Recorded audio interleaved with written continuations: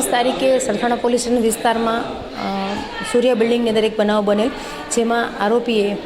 એની પોતાની પત્ની અને એના 4 વર્ષના બાળકને ગળાના ભાગે ગંભીર ઇજાઓ કરીને મોત નિપજાવેલ અને એના માતા પિતાને બંનેને ગળાના ભાગે ગંભીર ઇજાઓ પહોંચાડેલ હતી અને ત્યારબાદ પોતાની જાતને પણ ઈજા પહોંચાડેલી હતી। આજ દિન સુધી આરોપી પોતાની જાતને ઈજા કરેલ હોય, હોસ્પિટલાઇઝ હતો। કાલે હોસ્પિટલમાંથી રજા આપી અને ગઈ રાત્રે એમને એરેસ્ટ કરીને અત્યારે રિકન્સ્ટ્રક્શન પંચનામા માટે એના ઘરે આવેલા છીએ અને બનાવ કેવી રીતે બનાવને અંજામ આપેલો હતો એ બાબતે જણાવતા એની પત્ની સાથે અગાઉ પણ ઓનલાઈન બિઝનેસ અને નાની બાબત ઉપર